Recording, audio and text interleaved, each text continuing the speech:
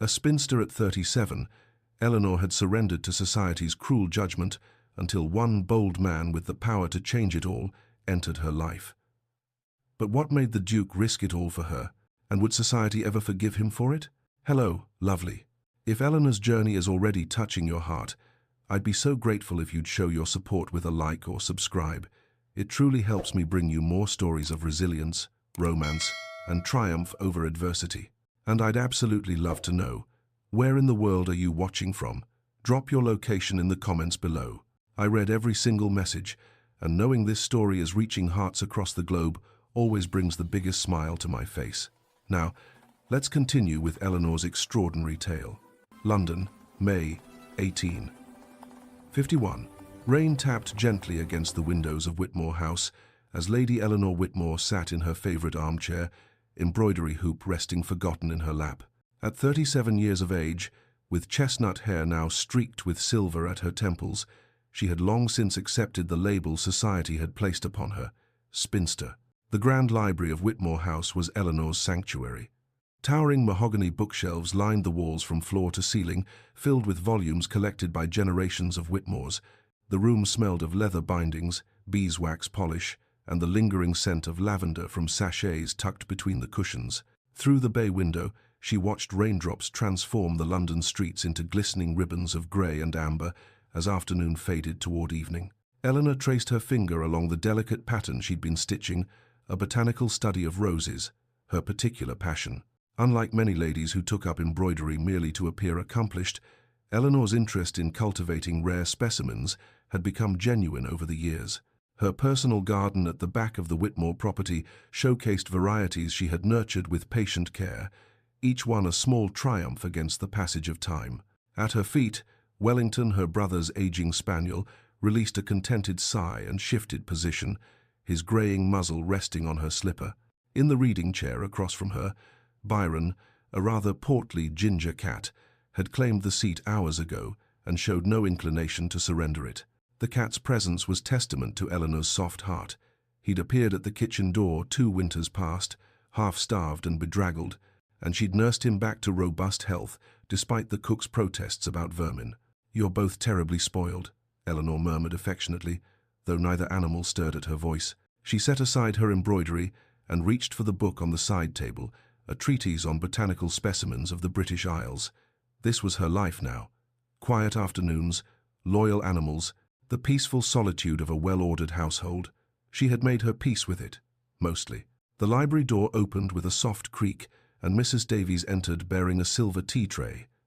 The housekeeper had been with the Whitmore family for nearly 2 decades, arriving shortly after. Well, shortly after Eleanor's life had taken its irreversible turn. "I've brought your tea, Lady Eleanor," Mrs. Davies said warmly, setting the tray on the table beside her. "And cook has sent up those lemon biscuits you favor." "How thoughtful," Eleanor replied, genuine affection warming her voice. "Please extend my gratitude to her." Mrs. Davies smiled, her round face crinkling with pleasure. There was no pity in her expression, only the comfortable familiarity of long acquaintance. "Will you be dining with the family this evening, my lady? Or shall I have a tray sent to your rooms?" "I'll join them, thank you." Eleanor poured herself a cup of tea, the familiar ritual soothing. "Has Lord Whitmore returned from Parliament yet?" "Just arrived, my lady. Master Thomas is pestering him about their fishing expedition this weekend." Mrs. Davies chuckled. "That boy has been talking of nothing else for days." As the housekeeper departed, Eleanor sipped her tea and allowed herself a small smile. Her nephew Thomas, at 14, was all boundless energy and earnest enthusiasm. Her niece Charlotte, 16 and on the cusp of womanhood, possessed a romantic nature that both charmed and worried Eleanor. These children, motherless since Charlotte was 6, had become the center of Eleanor's world. She had poured into them all the maternal affection she would never bestow on children of her own. It was enough. It had to be enough. Her peaceful moment was interrupted by a purposeful knock. The library door opened to reveal her brother James, Lord Whitmore, still in his parliamentary attire. At 42, he carried the weight of his responsibilities with quiet dignity, though silver had begun to thread through his dark hair. "Ellie," he said, using the childhood name only he still employed. In his hand, he carried an embossed envelope bearing an elaborate wax seal. Eleanor recognized the Pemberton crest immediately, and her stomach tightened. James. He crossed the room and settled into the chair. Byron had finally vacated, the cat slinking away with an affronted flick of his tail. The Pemberton ball, 2 weeks hence. He placed the invitation on the table between them. "We've been invited." "How lovely," Eleanor said neutrally, not touching the envelope. "Ellie." James leaned forward, his expression gentle but firm. "As my hostess, your presence is expected at major social events. Charlotte's debut season is approaching. We must maintain our social connections." Eleanor set down her teacup with careful precision. "I attended the Ashford musicale last month. A musicale with 50 guests is hardly the same as the Pemberton ball. Half of London will be there." He paused, his voice softening. "You cannot hide forever, sister." "I am not hiding," Eleanor said quietly. "I am simply existing peacefully. There is a difference." "Is there?" James reached across and took her hand. "Ellie, you've done nothing wrong. You hold your head high and let them see that their whispers cannot touch you." "Ah, but they could." They did. Eleanor thought of the last ball she'd attended, the pitying glances from former friends, the cruel whispers barely concealed behind fans. The way conversations died when she approached. She thought of Lady Hartwell's remark, spoken just loud enough for her to overhear. Poor Eleanor Whitmore, still clinging to society's edges like a wilted flower. A wilted flower. At 37, that was what she had become in their eyes. As Eleanor held the invitation, a memory flashed unbidden across her mind, herself at 19, wearing white silk and orange blossoms, standing in the Ashworth garden. Lord Ashworth's face, twisted with fury as he shouted accusations, her mother's horrified expression, the whispers that had started that night and never, ever stopped. Eleanor pushed the memory away with practiced efficiency. 18 years of disciplining her thoughts had made her skilled at compartmentalizing pain. "Very well," she said at last, meeting her brother's hopeful gaze. "I shall attend." James's face brightened. "Truly." "You are correct. Charlotte's future requires it. I will not let my own circumstances affect her prospects." Eleanor managed a smile that didn't quite reach her eyes. "Besides, it's only one evening. I've survived worse." The door burst open and Charlotte herself swept in, all youthful energy and unrestrained enthusiasm. "Papa, Aunt Eleanor, I've just heard the Pemberton ball." "Oh, we must begin planning immediately." Eleanor couldn't help but smile genuinely at her niece's excitement. Charlotte was blissfully unaware of the social cruelty her aunt faced, protected by youth and her father's careful shielding. To Charlotte, a ball was simply a magical evening of music, dancing, and romance. "Aunt Eleanor, you must let me help you choose your gown," Charlotte insisted, settling on the arm of Eleanor's chair. "I know you have that beautiful emerald silk. You've barely worn it. It would be perfect." "That gown is 5 years old, Charlotte. All the more reason to give it a proper debut. And we could add fresh flowers to your hair cream, roses from the garden, perhaps." Charlotte's eyes sparkled with enthusiasm. "You'll be the most elegant lady there." The contrast between Charlotte's innocent excitement and Eleanor's weary resignation created an ache in Eleanor's chest. This girl, so full of hope and joy, had no idea what awaited her aunt at that ball. The stares, the whispers, the careful social maneuvering required to maintain dignity in the face of subtle cruelty, but Eleanor would endure it. For Charlotte's sake, for James's sake, she would smile and curtsy and pretend that 18 years of social exile hadn't carved away pieces of her soul. "Very well," Eleanor said softly, touching her niece's cheek. "The emerald silk it is." Charlotte squealed with delight and began chattering about hairstyles and jewelry, while James watched his sister with a mixture of gratitude and concern. Eleanor let the words wash over her, already steeling herself for the ordeal ahead. That evening, after dinner with the family and the pleasant chaos of Thomas's fishing stories and Charlotte's ball preparations, Eleanor stood at her bedroom window. Gas lamps flickered to life across London like earthbound stars, illuminating the city in pools of amber light. Rain had ceased, leaving the streets gleaming and fresh. She rested her forehead against the cool glass. 2 weeks until the Pemberton ball. 14 days to fortify herself against the whispers, the pitying glances, the cruel cuts disguised as concern. She had survived 18 years, as society's cautionary tale one more evening would not break her. Eleanor Whitmore had learned long ago that survival was its own form of victory. She would attend the ball with her head high and her dignity intact. She would smile graciously at those who whispered about her. She would demonstrate to Charlotte that a woman's worth was not determined by marriage or society's approval, and when it was over, she would return to her sanctuary, to her books, her gardens, her quiet life, and continue existing peacefully in the margins of a world that had decided she no longer belonged at its center. What Eleanor didn't know, as she watched London's lights flicker in the darkness, was that this ball would change everything. What she couldn't possibly anticipate was that the Duke of Ashbourne's ship had already docked in London Harbour that very afternoon, carrying a man who would see her not as a wilted flower, but as the rarest bloom in all of England, one worth fighting the entire ton to claim. The Pemberton mansion blazed with light as the Whitmore carriage drew to a stop before its grand entrance. Every window glowed with candlelight, and music spilled from the open doors into the mild May evening. Carriages lined the circular drive, depositing London's elite in a steady stream of silk, jewels, and barely concealed ambition. Eleanor descended from the carriage with practiced grace, her emerald silk gown catching the lamplight. James offered his arm, while Charlotte practically vibrated with excitement beside them. "Oh, Aunt Eleanor, look at the flowers and the lights. Have you ever seen anything so magnificent?" Charlotte's eyes were wide with wonder. "It's very grand," Eleanor agreed, forcing warmth into her voice even as her stomach tightened with familiar dread. They joined the queue of guests ascending the marble steps.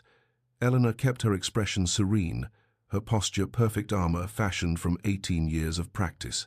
She could feel the stares beginning even before they entered, the slight turning of heads, the whispers behind fans.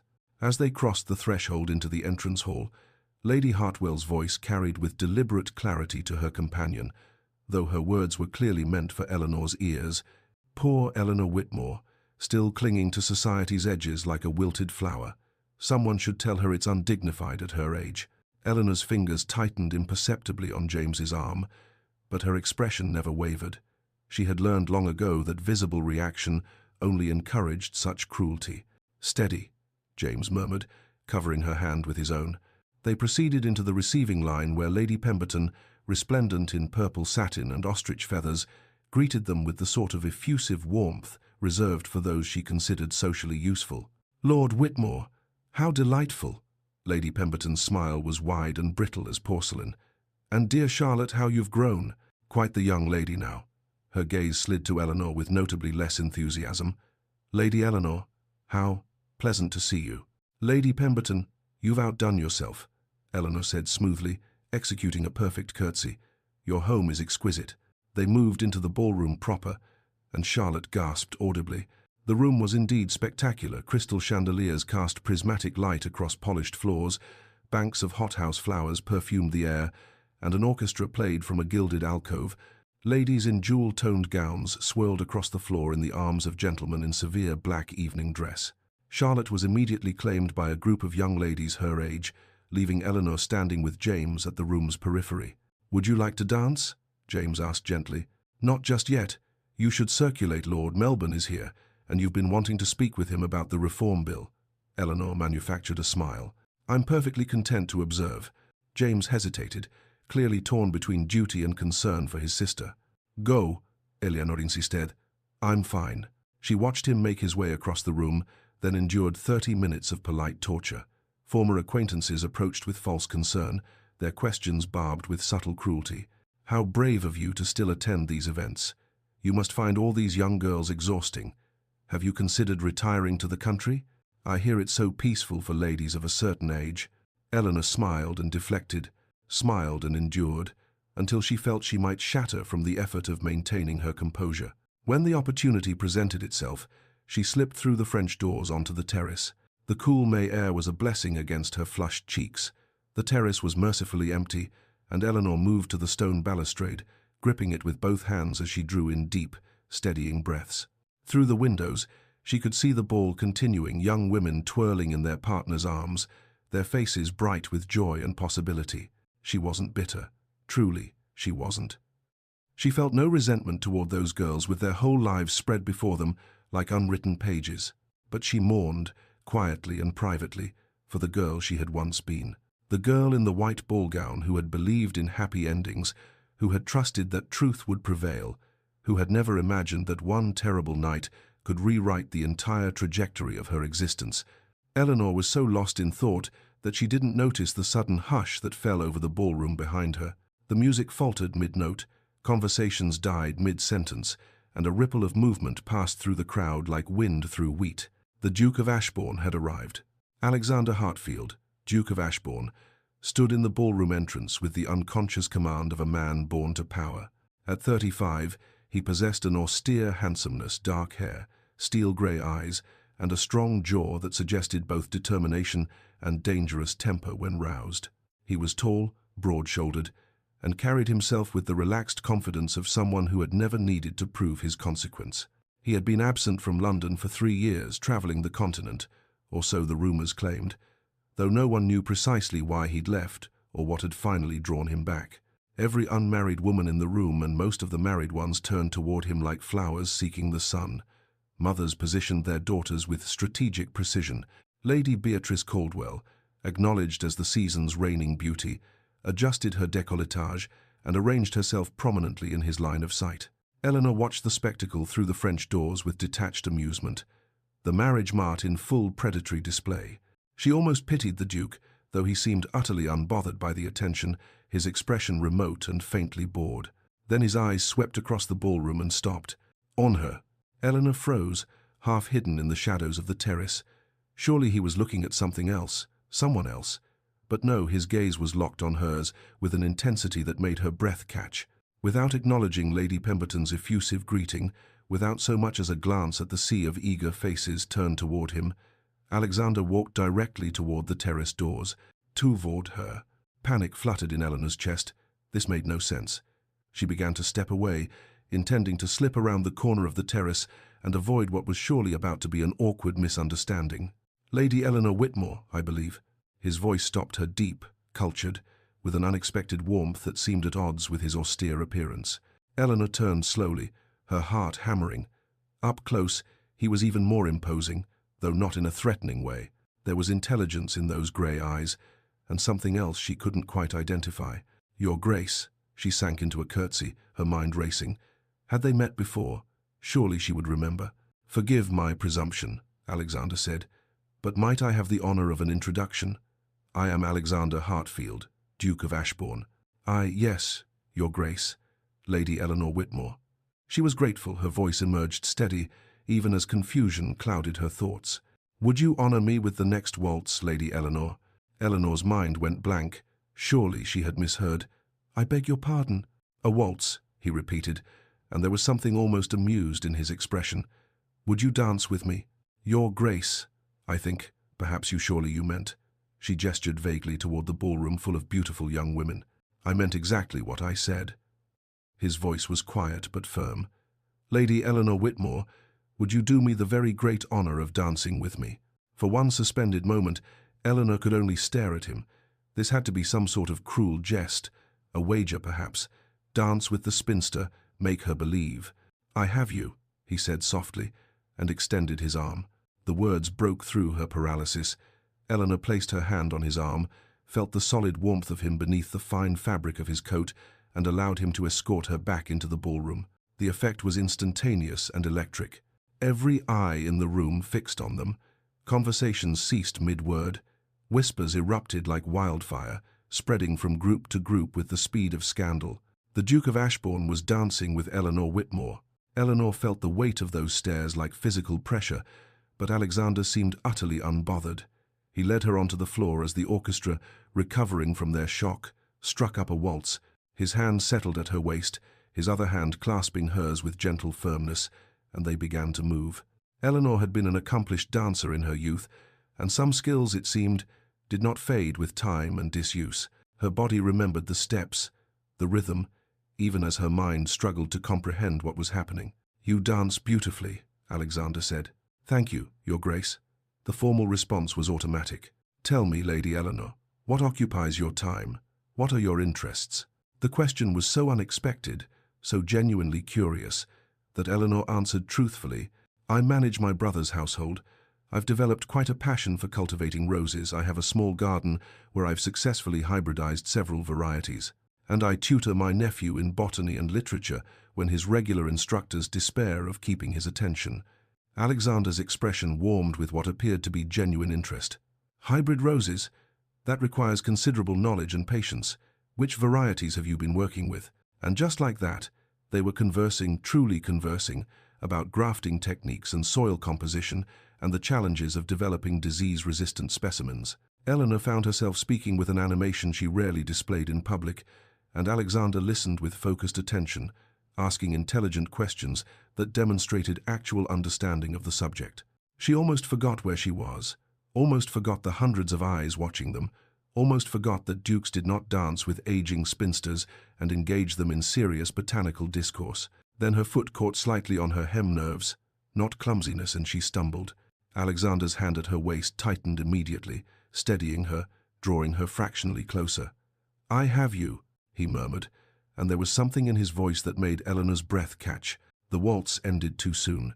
Alexander escorted her from the floor toward the refreshment table, his hand never leaving the small of her back, a possessive touch that did not go unnoticed by the assembled crowd. Lady Pemberton materialized beside them, her smile strained. "Your Grace, surely you meant to dance with someone more suitable? Perhaps Lady Beatrice is free? Or Lady Caroline? Both such accomplished young ladies." Alexander turned to face her, and the temperature seemed to drop several degrees. "I have danced with the only suitable woman in this room," he said, his voice quiet but carrying clearly in the sudden silence that surrounded them. "Lady Eleanor has more grace and intelligence than the rest of your guests combined." The shockwave rippled outward, mouths fell open, fans stilled mid-flutter. Even the orchestra seemed to miss a note. Dukes did not champion spinsters. Dukes did not publicly cut society hostesses. This simply did not happen. Eleanor felt the color drain from her face. This was too much, too public, too impossible to understand. "Excuse me," she managed, and fled. She made it to the ladies' retiring room before her knees went weak. A moment later, James burst in. "Propriety be damned. Ellie, what in God's name just happened?" "I don't know," she whispered, sinking onto a velvet settee. "James, I don't know. I've never met him before. I can't imagine why he would. He defended you, publicly, against Lady Pemberton herself." "I know." Eleanor pressed her hands to her burning cheeks. "It makes no sense." The ride home was surreal. Charlotte chattered endlessly about the Duke's handsomeness, the romance of it all, how it was just like a fairy tale. Eleanor sat in silence, replaying every moment, searching for the rational explanation that must exist. When they arrived at Whitmore House, Eleanor went directly to her room. She stood at her bedroom window, still in her emerald gown, trying to process the evening's inexplicable events. Below, a lone rider on a magnificent black horse passed through the pool of lamplight. The rider looked up, directly at her lit window, and Eleanor's breath caught. Even from this distance, even in the dim light, she recognized him. Alexander sat motionless for a long moment, his gaze locked on her window. Then he touched his hand to his heart in a gesture that might have been a salute or a promise, and rode on into the darkness. Eleanor pressed her hand to the glass, her heart racing. The Duke of Ashbourne was a mystery Eleanor hadn't anticipated, and one she wasn't certain she wanted to solve. Eleanor woke early the morning after the Pemberton ball, her mind still churning with the inexplicable events of the previous evening. She had slept poorly, dreams fragmenting into confused images of grey eyes and waltz music and whispered speculation. She dressed in a simple morning gown of pale blue muslin and descended to the breakfast room, expecting the familiar comfort of routine. James sat behind his newspaper. Thomas was already pestering the footman about the promised fishing expedition. And Charlotte, "Aunt Eleanor," Charlotte practically vibrated with suppressed excitement. "Something's arrived for you." Mrs. Davies entered at that precise moment, carrying a crystal vase containing a single, perfect white rose. The bloom was exquisite, just unfurling, its petals like cream silk in the morning light. "This arrived for you not a quarter-hour ago, Lady Eleanor," the housekeeper said, setting the vase on the table with a knowing smile. Eleanor's hand trembled slightly as she reached for the small card tucked among the greenery. The heavy cream cardstock bore only one thing, the Ashbourne ducal crest embossed in silver. No message, nor explanation. "The Duke of Ashbourne sent you a flower." Charlotte clasped her hands together like a heroine in a novel. "How romantic." James lowered his newspaper, his expression a mixture of pleasure and concern. "Ellie, what are the Duke's intentions, do you suppose?" "I have no idea." Eleanor set down the card carefully, as if it might burn her fingers. "It's likely a courtesy. Perhaps an apology for drawing such attention to me last night. An apology would come with a note, James observed. Eleanor studied the rose, its perfection somehow unsettling. It's a single flower, James. I'm certain it means nothing beyond basic politeness. But when she retired to her sitting room later that morning, she found herself unable to stop glancing at the white rose, now relocated to her writing desk. Its faint perfume seemed to fill the entire room. The next morning, another white rose arrived.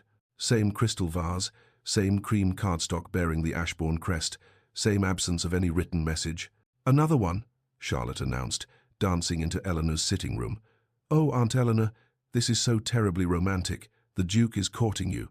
"Charlotte, you mustn't build fairy tales from a few flowers," Eleanor cautioned, though her heart beat faster as she touched the perfect petals. "This is likely some passing whim. For 2 days in a row," Charlotte's eyes sparkled with mischief. "Aunt Eleanor, he's declaring his intentions." On the third morning, Mrs. Davies arrived with the now familiar crystal vase and its solitary occupant. The housekeeper's expression was carefully neutral, but Eleanor could see the curiosity dancing in her eyes. "Another rose, my lady." "So I see." Eleanor accepted it with as much composure as she could muster. "If I may be so bold, Lady Eleanor," Mrs. Davies said, "the entire household staff is quite interested in these daily deliveries. Cook says she's never seen such devotion from a gentleman, not in all her years." After Mrs. Davies departed, Eleanor sank into her chair and stared at the 3 roses, now arranged together on her mantelpiece. What was Alexander doing? What did he want? On the 5th day, the 5th rose, Eleanor received her first social caller in months. Lady Pemberton arrived in a flurry of peacock feathers and artificial warmth, her smile so wide it looked painful. "Dear Lady Eleanor, how delightful to find you at home. I've been meaning to call. We had such a lovely conversation at my ball, did we not?" They had exchanged perhaps 3 sentences, and one of those had been Lady Pemberton's thinly veiled insult about suitable dance partners. Eleanor served tea with perfect courtesy, while Lady Pemberton circled her true purpose like a cat stalking a mouse. "The Duke of Ashbourne," Lady Pemberton finally said, abandoning subtlety. "Such a distinguished gentleman. I understand he's been corresponding with you?" "He sent flowers," Eleanor said carefully. "We have not corresponded." "But surely you have some prior connection? Some shared history?" "None whatsoever. I had never met His Grace before your ball." Lady Pemberton's eyes gleamed with frustrated curiosity. "How extraordinary. One wonders what could have inspired such marked attention." "I wonder the same thing, Lady Pemberton." After her guest departed, no more enlightened than when she'd arrived, Eleanor stood at her window and watched the woman's carriage roll away. So it had begun. The speculation, the gossip, the relentless curiosity of society. "They're saying he's courting you," Charlotte announced that evening at dinner, having apparently been listening to the servants' gossip. "All of London is talking about the Duke's white roses." "Charlotte, that's enough," James said gently. But Charlotte was not to be silenced. "It's the most romantic thing I've ever heard.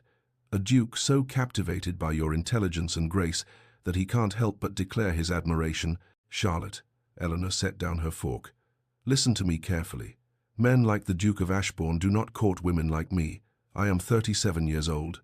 I have no fortune, no connections of value, and a scandal in my past that destroyed any marriageability I might once have possessed. This, whatever this is, will pass." Even as she said the words, a small, traitorous hope unfurled in her chest. Dangerous, unwelcome, but undeniably there. The gossip spread like wildfire through London's drawing rooms. The Duke of Ashbourne was fixated on Eleanor Whitmore. But why? The theories multiplied daily. Perhaps the Duke had known her late father, but Eleanor confirmed they had never met. Perhaps he was secretly ruined financially and needed Lord Whitmore's political influence absurd, as the Ashbournes possessed one of the largest fortunes in England. Perhaps it was all an elaborate wager, some cruel joke played by bored aristocrats. That last theory cut Eleanor most deeply. She had been the subject of cruel jokes before. On the 8th day, Eleanor composed a carefully worded note. "Your Grace, I am sensible of the honor you do me with your thoughtful gifts. However, I must request that you cease these attentions. The speculation they inspire is uncomfortable for both of us. With gratitude and respect, Lady Eleanor Whitmore." She sent it by footman to Ashbourne House and felt a curious mixture of relief and regret. The next morning, 2 white roses arrived. The card read, in bold, masculine handwriting, "I do not cease easily." Eleanor stared at the note, frustration and something dangerously like joy warring in her chest. He was impossible, stubborn, completely disregarding her clearly stated wishes. She could not control this situation, and the loss of control terrified her. For 18 years, she had maintained careful boundaries, protected herself from hope and disappointment. Now those boundaries were crumbling, and she felt exposed, vulnerable in ways she had sworn never to be again. 3 days later, seeking solitude and clarity, Eleanor took Wellington for a walk in Hyde Park. The morning was grey and cool, threatening rain, perfect for avoiding the fashionable crowds who would not venture out in such weather. She was contemplating the rose beds near the Serpentine when the sound of hoofbeats made her turn. Alexander Hartfield sat astride a magnificent black stallion, looking like something from a romantic painting. He dismounted with fluid grace and approached her, leading his horse. "Lady Eleanor, what a fortunate coincidence." Wellington, traitor that he was, trotted over to investigate the Duke with tail-wagging enthusiasm. "Your Grace." Eleanor's heart hammered, but she kept her voice steady. "I received your note." "And I received yours." He smiled slightly. "I thought my response was clear." "It was." Eleanor drew a breath, decided on directness. "Your Grace, Alexander, why are you doing this? The flowers, the attention, last night's public defense of me at the Pemberton ball. What do you want from me?" He was quiet for a moment, his grey eyes studying her face. "I want to know you," he said finally. "I have spent 3 years traveling the world. Paris, Rome, Vienna, Constantinople. I've met diplomats and artists, scholars and soldiers, and in one evening, at a tedious ball I attended only out of obligation, you intrigued me more than anyone I've encountered in all my travels." Eleanor shook her head. "I don't believe you. I'm too old, tainted by scandal. Surely you can't be serious." "Why not?" "Because dukes don't court spinsters." The words burst out with more emotion than she'd intended. "Because there are dozens of beautiful young women who would marry you in an instant. Because this makes no sense." "It makes perfect sense to me." Alexander took a step closer, his voice gentle. "I saw you on that terrace, alone but not lonely, resigned but not defeated. You stood there with such quiet dignity, such grace in the face of casual cruelty. I recognized a kindred spirit." "A kindred spirit?" Eleanor's voice was barely a whisper. "I fled London 3 years ago," Alexander said quietly, "because I could no longer bear the suffocating expectations, the pressure to marry strategically, the endless parade of debutantes who saw only my title and fortune, shallow conversations about nothing of consequence, women who would tell me whatever they thought I wanted to hear." He paused. "And then I met you. You, who spoke passionately about hybrid roses and soil composition. You, who clearly didn't want my attention and said so. You, who have survived something that would have broken others and emerged with your dignity intact." Eleanor's throat tightened.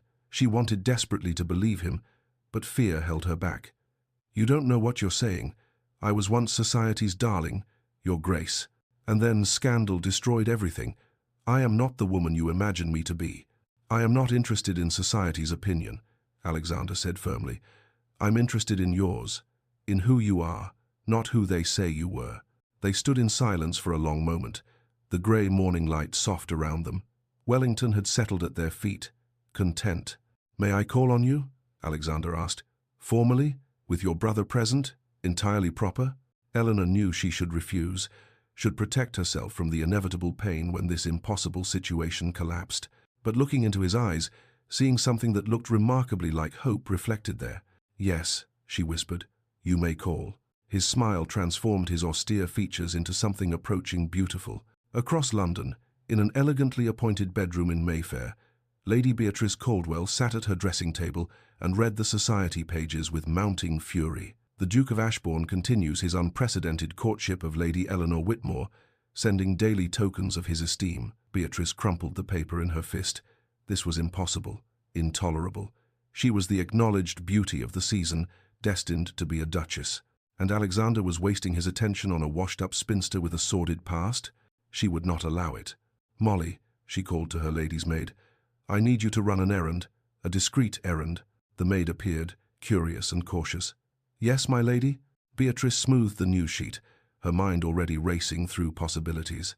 Eleanor Whitmore had survived one scandal, but could she survive two? "I need you to find someone for me," Beatrice said slowly. "Someone who can forge handwriting. Someone very, very good at it. Because if the Duke of Ashbourne wouldn't choose her willingly, Beatrice would ensure that Eleanor Whitmore was eliminated as competition." The pattern established itself with surprising ease over the following weeks.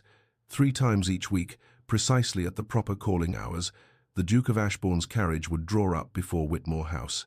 Alexander would be announced, admitted to the drawing room where James sat as chaperone, and for the next hour, Eleanor would discover what it meant to be courted by a man of intelligence and genuine interest. Their first formal call had been stilted, both of them conscious of James's presence and the weight of expectation. But by the second visit, they had fallen into conversation about a book Eleanor had mentioned, a treatise on Gothic architecture Alexander had read during his time in France. "The flying buttresses at Notre Dame are extraordinary," Alexander said, leaning forward in his chair with an enthusiasm that softened his austere features. "The way they distribute the weight of the roof while creating those soaring interior spaces, it's engineering as artistry." "I've only seen illustrations," Eleanor admitted, "but the concept fascinates me, using external support to create internal freedom. There's almost a philosophical dimension to it." Alexander's eyes lit up. "Precisely. The constraints that enable liberation. Not so different from the structure a garden framework provides for roses to climb, perhaps." And they were off, drawing connections between architecture and botany, form and function, the ways humans imposed order on the natural world while simultaneously celebrating its beauty. James, reading his newspaper in the corner, hid a smile. His sister was arguing passionately about the aesthetic merits of different arch styles, her face animated in a way he hadn't seen in years. By the third week, their conversations ranged across topics Eleanor had never discussed with anyone outside her family. They debated the reform bill currently before Parliament, Eleanor surprising Alexander with her nuanced understanding of the political considerations at play. "You're better informed than half the lords I sit with," Alexander said with genuine admiration. "I read the papers thoroughly," Eleanor replied, "and James discusses his work at dinner. One develops opinions. One develops intelligent, well-reasoned opinions," Alexander corrected. "There's a difference." It was so unlike his interactions with debutantes, who simpered and agreed with everything he said, or offered rehearsed opinions clearly fed to them by ambitious mothers. Eleanor challenged him, questioned his assumptions, forced him to defend his positions. It was exhilarating. When Alexander began insisting on public walks in Hyde Park, Eleanor was less enthusiastic. "Your Grace, Alexander, people will talk," she protested. "Let them talk," he said mildly, offering his arm. "I'm not ashamed to be seen with you. Why should you be ashamed to be seen with me?" The first promenade was an exercise in endurance. They walked the fashionable path along the Serpentine, while every passing acquaintance stared. Some nodded politely, others whispered behind their hands. A group of society matrons, including Lady Hartwell, deliberately turned their backs as Eleanor and Alexander approached. Alexander stopped walking. "Lady Hartwell," he said, his voice carrying clearly across the path. "How unfortunate that your eyesight seems to be failing. You appeared not to notice, Lady Eleanor." Lady Hartwell turned, her face flushing. "Your Grace, I shall have to inform the Ladies' Charitable Committee that I'm withdrawing my family's annual patronage," Alexander continued pleasantly. "I cannot support organizations led by women who lack basic courtesy. The Ashbourne patronage was worth several £1,000s annually." Lady Hartwell's face went white. "Your Grace, surely there's no need." "There's every need," Alexander said coldly. "Good day, madam." He guided Eleanor away, his hand firm at her elbow. She was trembling. "You didn't have to do that," she whispered. "Yes, I did." His voice was gentle now. "Eleanor, I will not stand by while people treat you with cruelty. You deserve better." "I'm used to it," she said quietly. "I've learned to endure." "You shouldn't have to endure." He stopped, turned to face her. "You should be celebrated, honored, treated with the respect you've earned through your grace and strength." Eleanor's eyes filled with tears she refused to let fall.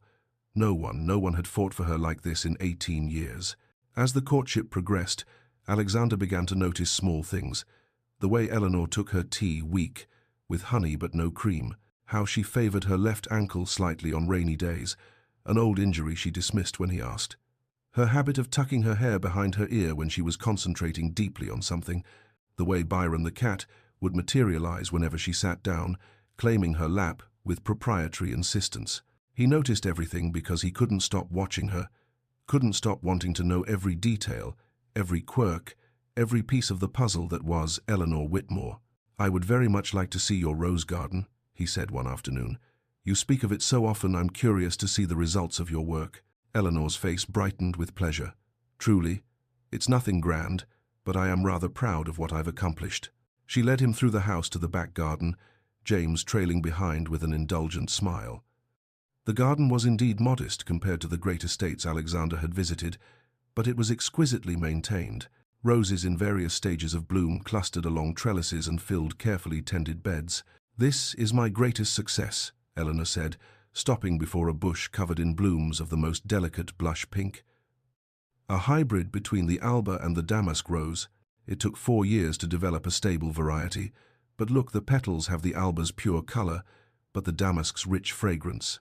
She cupped a bloom gently, inhaling its scent, and her face transformed with pure joy. Alexander watched her explain the grafting technique she'd used, the careful selection of parent plants, the patience required to nurture each experimental cutting. She spoke with the passion of a true scholar, her intelligence and dedication evident in every word. And he realized, standing in that modest garden, watching her face illuminate with enthusiasm, that he was falling in love with her. Not falling, had fallen, thus lost entirely. The realization should have terrified him. Instead, it felt like the most natural thing in the world. Charlotte's debut ball loomed on the calendar, and Eleanor grew increasingly anxious. "I worry that my presence will overshadow her evening," she confessed to Alexander during one of his calls. "The whispers, the speculation about us, Charlotte should be the center of attention, not the subject of gossip by association."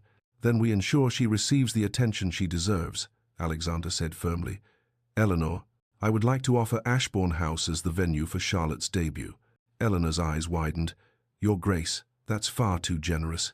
"It's practical," he corrected. "Ashbourne House is one of London's finest venues. A debut ball there would guarantee attendance from the highest echelons of society and establish Charlotte's status from the outset. More importantly, it would demonstrate my support for your family, publicly." James, who had been listening from his chair, set down his newspaper. "Your Grace, we could not possibly impose. It's not an imposition, it's a privilege." Alexander met James's eyes steadily. "I care deeply for your sister, Lord Whitmore. Supporting your daughter is both my honor and my pleasure." James studied the Duke for a long moment, then nodded slowly. "Then we accept, with gratitude. And perhaps, Your Grace, you might call me James." "Alexander," the Duke replied with a slight smile. The two men understood each other. Permission had been granted, blessing bestowed. The courtship could continue with the family's full support. A week later, Alexander invited Eleanor to the opera, a public evening event that would be noticed and remarked upon by all of society. Eleanor spent an entire afternoon selecting her dress with Charlotte's enthusiastic assistance. They chose midnight blue silk, a new gown purchased specifically for the occasion. The color brought out the hazel of Eleanor's eyes and complemented her complexion beautifully. She wore her mother's sapphire earrings, a bittersweet choice that Charlotte noticed. "They look beautiful on you, Aunt Eleanor," the girl said softly. "Your grandmother would have approved of this gown, I think," Eleanor replied, touching the earrings gently. "If not of much else in my life." At the opera house, Alexander was attentive without being ostentatious. He kept his hand at the small of her back as they navigated the crowded lobby, a possessive touch that did not go unnoticed. Eleanor could feel the weight of every stare, hear the whispers that followed in their wake. They settled into the Ashbourne box, prominently positioned and luxuriously appointed, just as the curtain rose on Verdi's Rigoletto. Eleanor lost herself in the music. In the tragic story of love and betrayal unfolding on stage, Alexander watched her more than the opera, captivated by the play of emotion across her face. During intermission, they descended to the lobby for refreshments. Eleanor was reaching for a glass of champagne when Lady Hartwell's voice cut through the surrounding conversation. "How charitable of the Duke to escort poor Eleanor," she said to her companion, loud enough to carry. "Like caring for a wounded bird. So noble of him." The conversations around them died. Eleanor's hand froze halfway to the glass, her face draining of color. Alexander turned slowly to face Lady Hartwell, his expression glacial. "Lady Eleanor is no wounded bird," he said. his voice quiet but carrying with absolute clarity. "She is a woman of remarkable strength, intelligence, and grace. Something you, Lady Hartwell, could not possibly comprehend." He took Eleanor's arm and guided her away, leaving Lady Hartwell standing in humiliated silence as whispers erupted around her. In the carriage ride home, Eleanor was quiet. Alexander sat across from her, giving her space but watching her carefully. "Eleanor," he said finally, "may I ask you something?" She looked up, her eyes guarded. "Of course." "What happened?" he asked gently.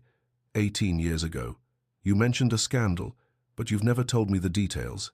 I would like to understand, not out of curiosity, but because I care for you, because what hurt you matters to me."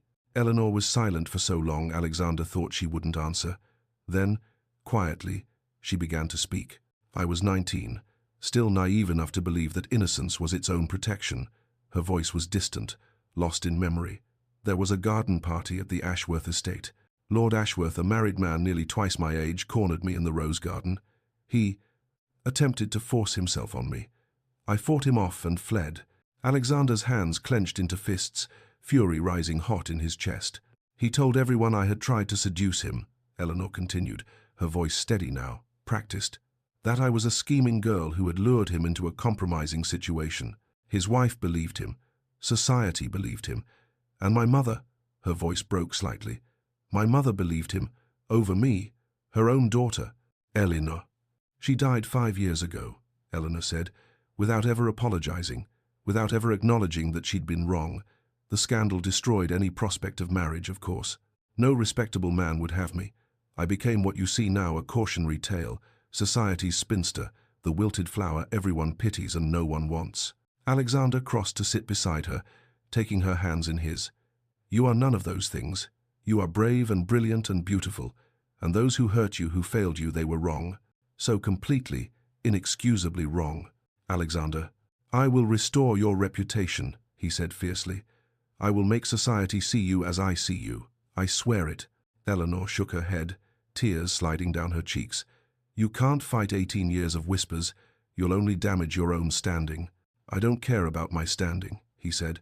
"I care about you." They arrived at Whitmore House too soon. Alexander helped Eleanor from the carriage and escorted her to the door. They lingered in the lamplight, neither wanting the evening to end. Alexander reached up, gently tucking a strand of hair behind Eleanor's ear. His hand lingered at her jaw, his thumb brushing her cheek. Eleanor's breath caught, her eyes locked on his. He leaned closer, and she could feel the warmth of him, smell the subtle scent of his cologne. The door opened. James stood in the doorway, backlit by the entrance hall. "Eleanor? Is everything all right?" Alexander stepped back immediately, the spell broken. "Lord Whitmore, I was just seeing your sister safely home." "Of course. Thank you, Your Grace." James's eyes twinkled with knowing amusement.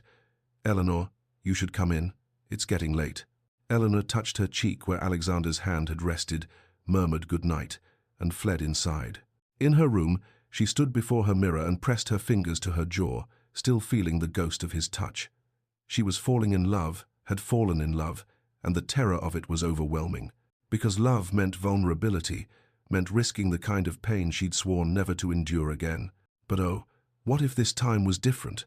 What if Alexander truly meant everything he said?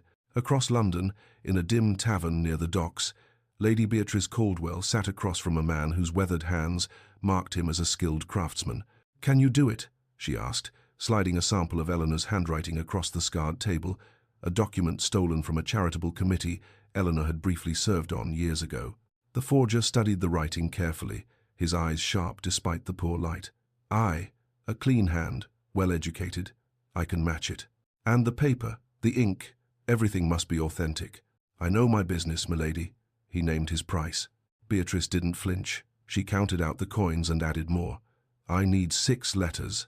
Correspondence between this woman and the late Duke of Ashbourne, the current Duke's uncle. They must suggest an intimate relationship, an ongoing affair.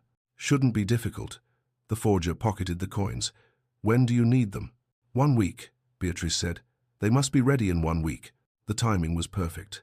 Charlotte Whitmore's debut ball was scheduled for 8 days hence, to be held at Ashbourne House itself. The letters would surface just before the ball, too late for Eleanor to mount any defense, too public for the scandal to be contained.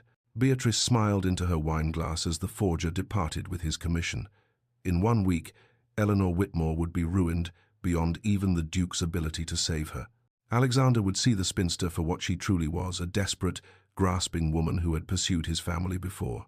And when Eleanor was destroyed, Alexander would finally turn to where he belonged, to Beatrice, beautiful and young and unsullied by scandal.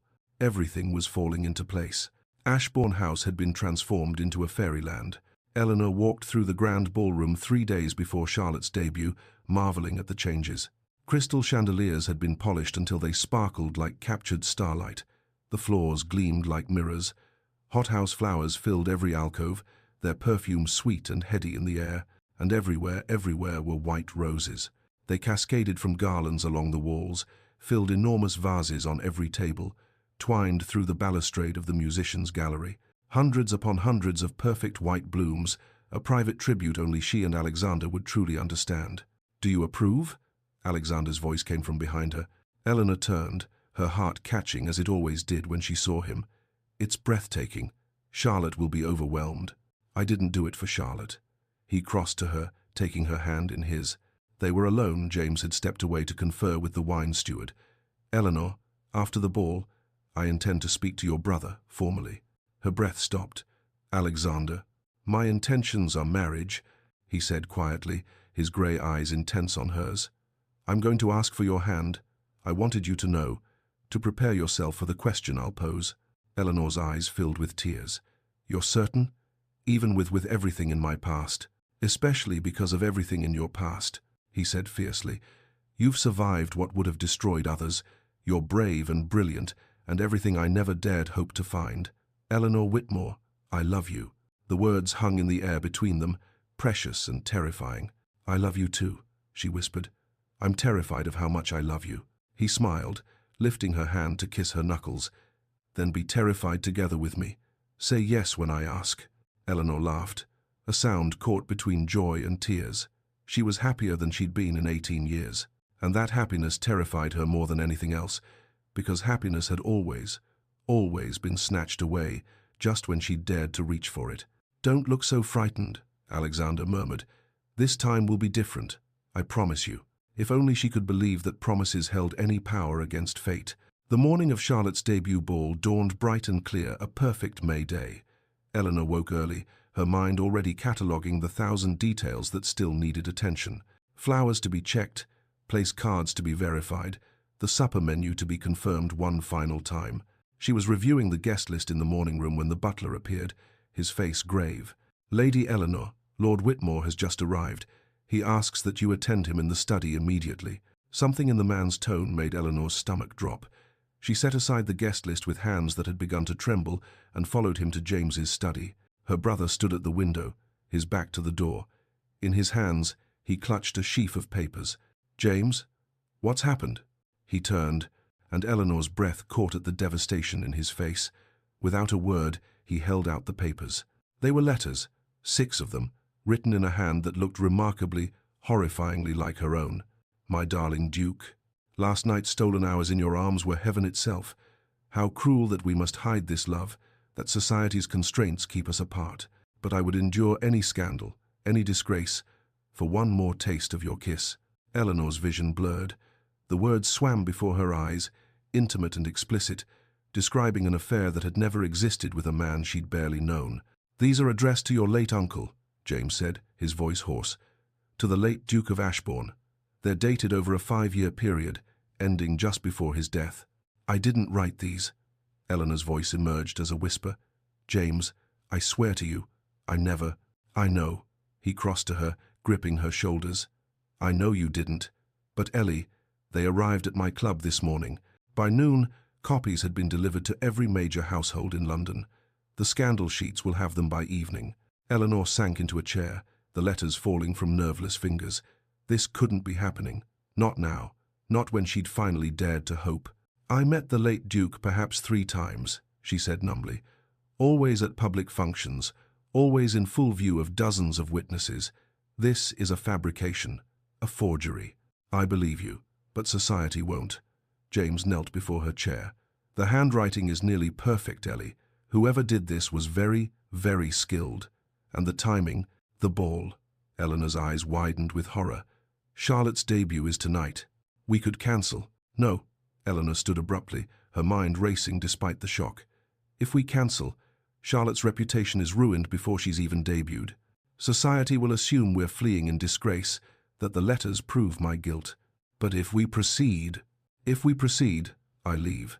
The words came with terrible clarity. I'll retreat to the country estate tonight. You and Charlotte will attend the ball.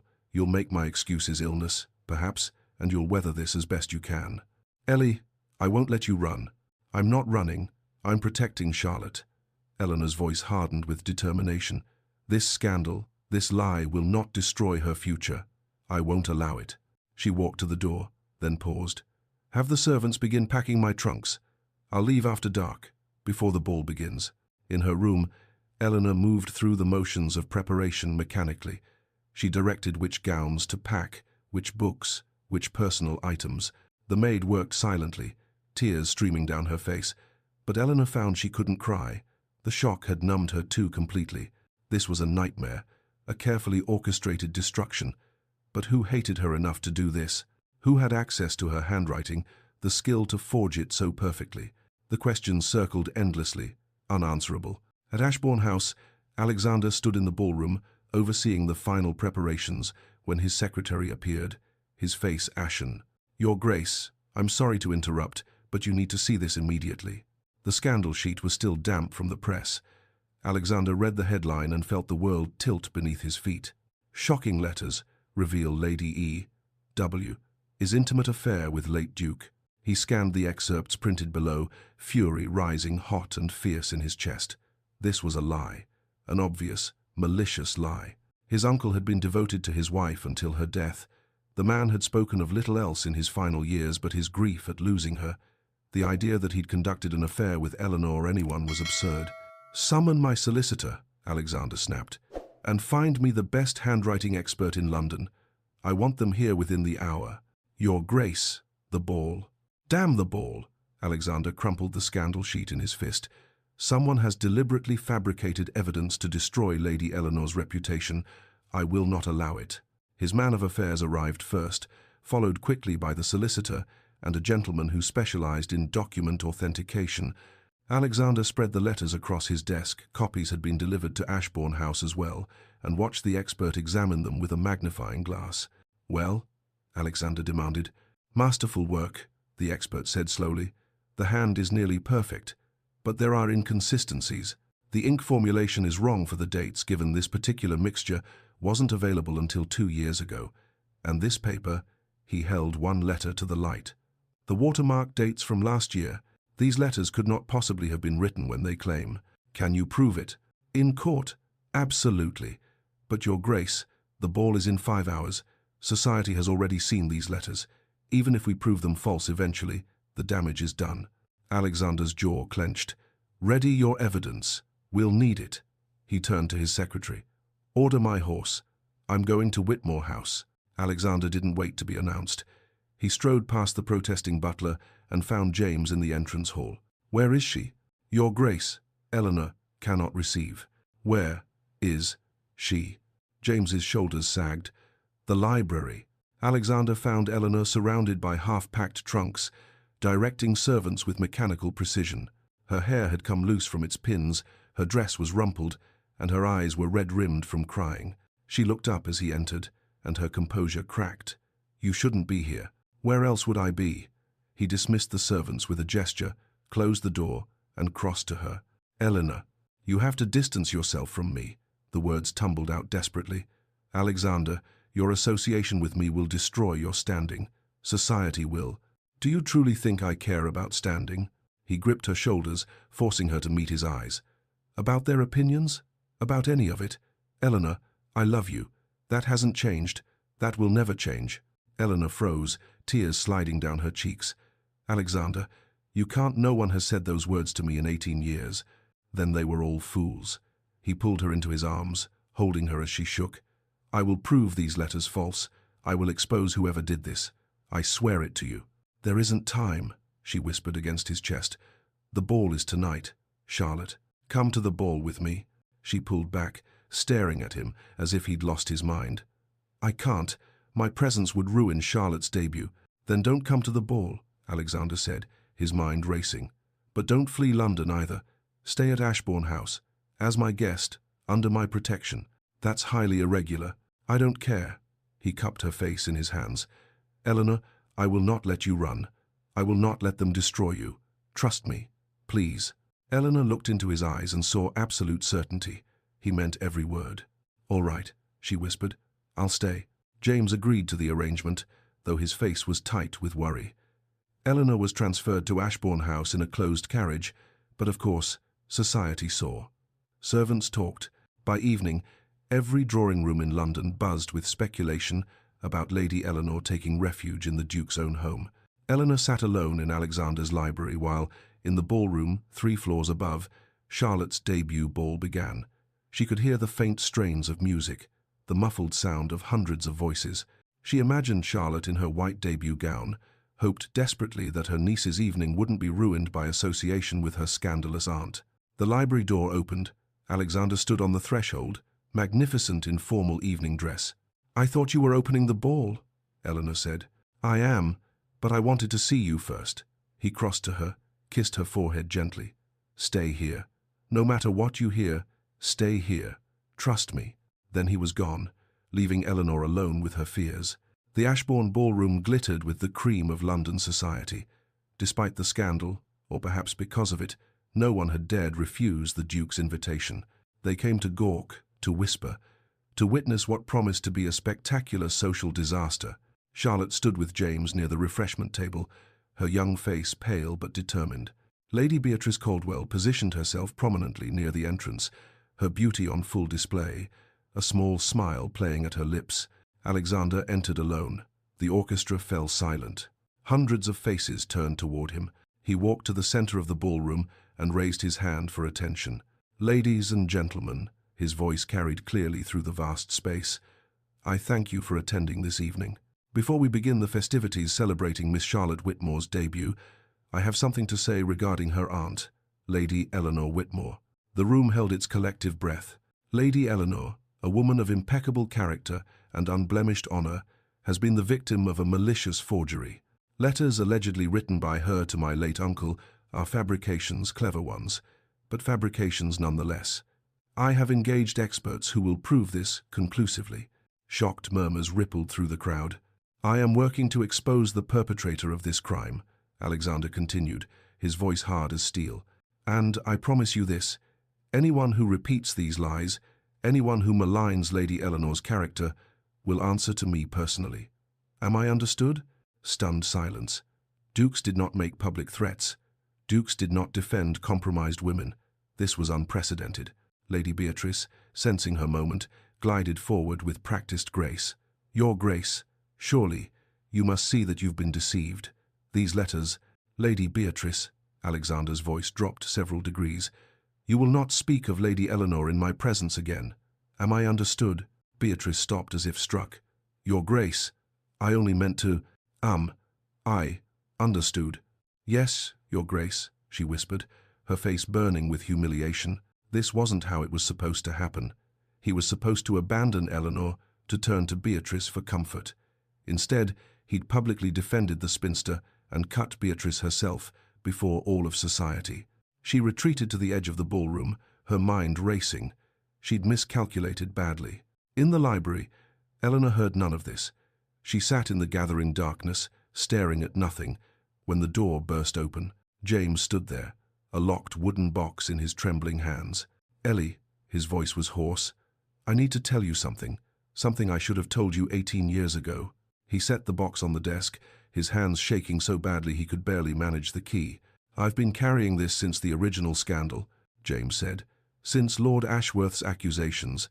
Mother made me swear never to speak of it, never to open it. She said, the family's reputation required your quiet acceptance of disgrace." Eleanor stood slowly. "James, what are you saying?" "I'm saying I've had proof of your innocence for 18 years. Tears streamed down his face. "And I was too young, too frightened of our mother, too weak to use it." He opened the box. Inside were papers, yellowed with age. Eleanor's hands trembled as she lifted them out. A signed confession from Lord Ashworth, written on his deathbed, admitting he'd attempted to assault her, that he'd lied to protect his reputation. Letters from witnesses who'd seen her fleeing the garden with torn dress and tears. A journal from their mother's lady's maid, describing in detail what had really happened. The truth, all of it, hidden away for 18 years. "I failed you," James choked out. "I was 24, terrified of Mother's wrath, desperate to believe that staying silent was protecting the family. But I failed you, Ellie. For 18 years, you've suffered, and I could have stopped it." Eleanor couldn't breathe, couldn't think. Proof had existed all along. Her mother had known the truth and forced her to live in disgrace anyway. The betrayal was so complete it seemed to hollow her out from the inside. But then, slowly, realization dawned. This evidence didn't just prove the current letters were false, it vindicated her from the original scandal. Completely, entirely. After 18 years, she could finally clear her name. Eleanor looked at her brother, saw his anguish, his guilt, his desperate need for forgiveness, and she understood. He'd been barely more than a boy, trapped between an authoritarian mother and a sister he loved. They'd both been children trying to survive. She took his hand. "We were both children trying to survive our mother. I forgive you, James." He broke down then, sobbing against her shoulder like the frightened young man he'd once been. The library door opened. Alexander stood there, taking in the scene, the box, the papers, James's tears. "What's happened?" he asked quietly. James straightened, wiping his eyes. Without a word, he handed Alexander the box. Alexander read quickly, his expression transforming from confusion to fury to fierce, blazing joy. "This changes everything," he breathed. He looked at Eleanor, his eyes alight with something that looked remarkably like triumph. "This doesn't just prove the current forgery's false. This vindicates you from the original scandal. Eleanor, do you understand? We can clear your name, completely." Eleanor's knees went weak. Alexander crossed to her immediately, steadying her. "Tomorrow," he said, his voice hard with determination, "the House of Lords will witness something unprecedented. And Eleanor Whitmore, you will finally receive the justice that is 18 years overdue." Eleanor barely slept. She lay in the guest chamber at Ashbourne House, staring at the canopy above her bed as Alexander's plan ran through her mind in endless loops. A formal hearing before the House of Lords, public presentation of evidence, and then most terrifying of all, a public proposal of marriage. "If this fails," she'd said to him late the previous night, "I'll be destroyed beyond any hope of recovery. And your reputation, Alexander, your standing, will be perfectly intact," he'd said firmly, taking her hands in his. "Because this will not fail. Eleanor, I have never been more certain of anything in my life. Trust me." Trust. Such a small word for such an enormous leap of faith. A soft knock at dawn brought Alexander's sister, Lady Margaret Hartfield, who had arrived from the country overnight at her brother's urgent summons. She swept into the room with the confident air of a woman who had long ago stopped caring what society thought of her. "My dear Eleanor," Margaret said warmly, "Alexander has told me everything, and I insist you must wear the Ashbourne sapphires today." Eleanor's eyes widened as Margaret opened a velvet case to reveal a magnificent necklace and matching earrings, sapphires the color of midnight, surrounded by diamonds. "I couldn't possibly." "You absolutely must," Margaret said firmly. "The sapphires are worn by the Duchess of Ashbourne on occasions of great significance. When Alexander presents you before the Lords, society must see that he has already claimed you as his own. The jewels are a public declaration." Eleanor's hands trembled as Margaret fastened the heavy necklace around her throat. In the mirror, she looked like someone else entirely regal, important, worthy of a duke's devotion, if only she could believe it. The House of Lords chamber was packed to capacity. Every peer in London had received Alexander's summons, invoking the ancient right of a duke to call an emergency session on matters of honor. The public gallery was filled with selected members of society, those whose opinions shaped London's social landscape. Eleanor entered the gallery between James and Margaret, her heart hammering so violently she thought it might break free of her chest. Every eye in the chamber tracked her movement. The Ashbourne sapphires glittered at her throat, unmistakable in their significance. Whispers rippled through the assembled crowd like wind through wheat. "What is the Duke planning? Why is she wearing the Ashbourne sapphires? This is unprecedented." Eleanor took her seat, gripping the railing so tightly her knuckles went white. 3 rows behind her, she glimpsed Lady Beatrice Caldwell, sitting with a small, satisfied smile on her perfect face. Beatrice clearly believed this was Alexander's public rejection of Eleanor, his formal declaration that the scandal had made any association impossible. Let her believe it, Eleanor thought grimly. Let her enjoy these last moments. Below, on the floor of the Lords, Alexander stood. He wore formal parliamentary robes, his dark hair swept back, his expression austere and commanding.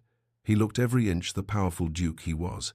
"My lords," his voice carried clearly through the ancient chamber, "I invoke my right to address this assembly on a matter of honor concerning Lady Eleanor Whitmore." He gestured, and a servant brought forward the forged letters, displayed them for all to see. These documents have circulated through London, claiming to be correspondence between Lady Eleanor and my late uncle, the previous Duke of Ashbourne. They suggest an intimate relationship spanning 5 years. Murmurs of disapproval rippled through the chamber. Several lords shook their heads, their expressions condemning. "I am here today," Alexander continued, "to prove these letters are forgeries and to address a graver injustice committed against Lady Eleanor 18 years ago." Eleanor's breath caught. She'd known he would defend her from the current scandal, but she hadn't realized he planned to resurrect the original accusations publicly, to expose everything. "I call my first witness," Alexander said, "Mr. Thomas Pembroke, expert in document authentication."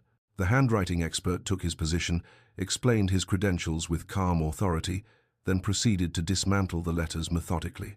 "The ink formulation is inconsistent with the dates given," he testified. "This particular mixture was not available until 2 years ago.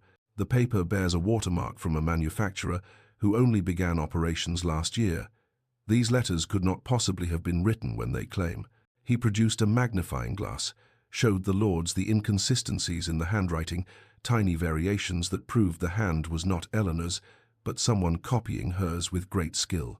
"Furthermore," the expert continued, "this letter dated the 15th of April, 1849, allegedly written from London, could not have been penned by Lady Eleanor. She was documented to be at the Whitmore country estate in Derbyshire that entire week. I have guest lists from a house party, testimony from servants, and a mention in the local newspaper's social column placing her there." Doubt began to creep across the faces of the assembled peers. Perhaps the letters were false after all. "But this is not the only injustice Lady Eleanor has suffered," Alexander said, his voice hardening. 18 years ago, when she was merely 19 years old, she was the victim of a vicious slander, one that destroyed her reputation and robbed her of the future she deserved. He held up a sheaf of aged papers. "This is the signed confession of Lord Ashworth, written on his deathbed 2 years after the incident that destroyed Lady Eleanor's good name." Alexander began to read, his voice clear and deliberate. "I, Edmund Ashworth, being of sound mind and facing my eternal judgment, do confess that I attempted to force myself upon Lady Eleanor Whitmore in the summer of 1833. She fought me off with admirable strength and fled.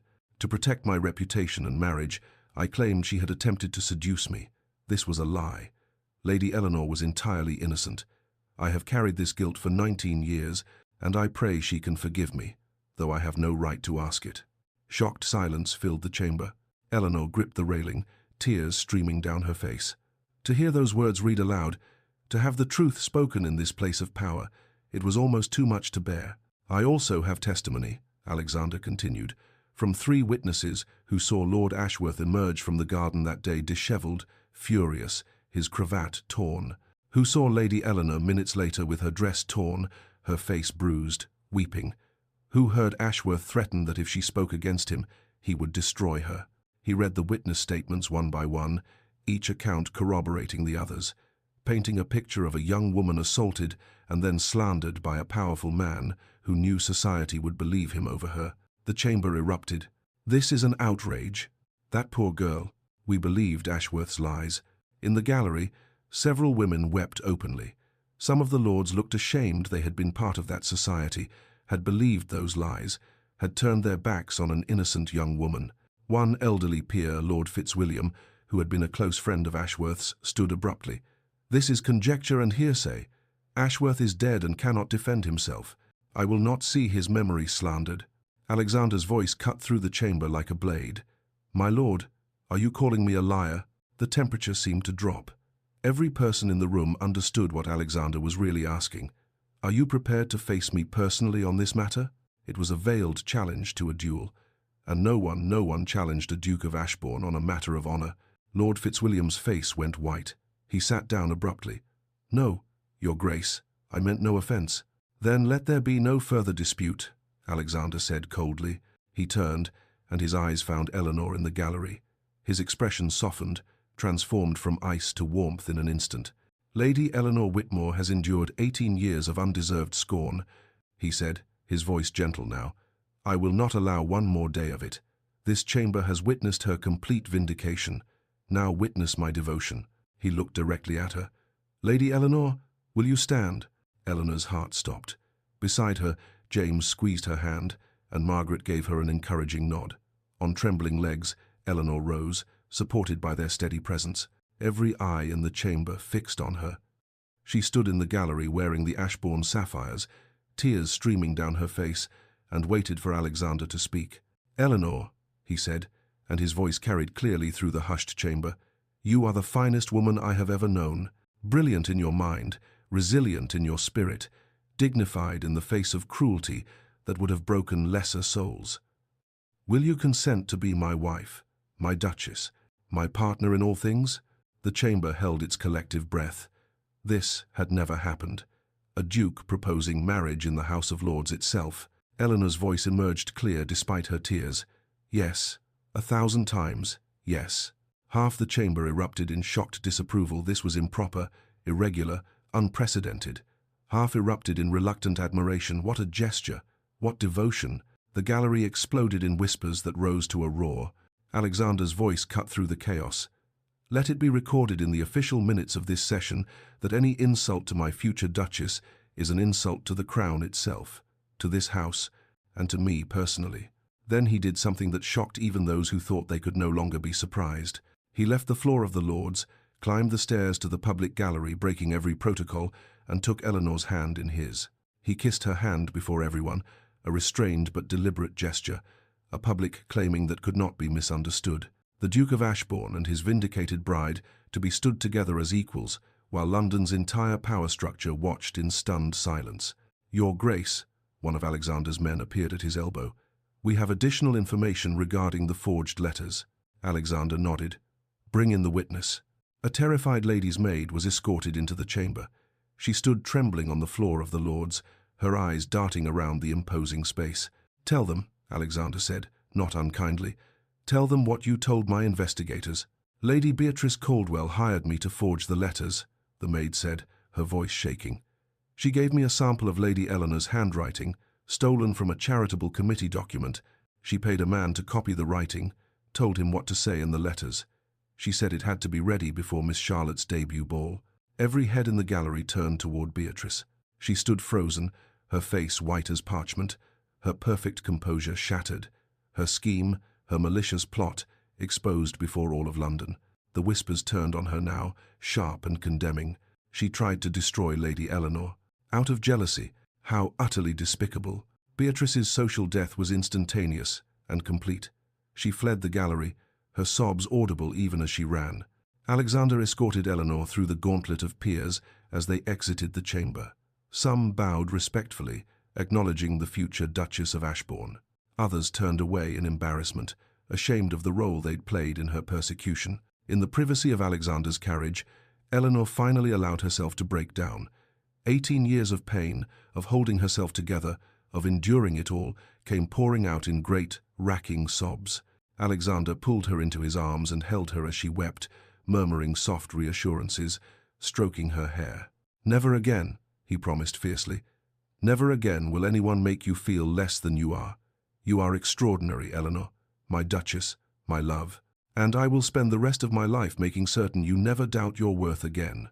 As the carriage rolled toward Ashbourne House through streets already buzzing with news of the extraordinary session, Eleanor realized she was no longer society's cautionary tale.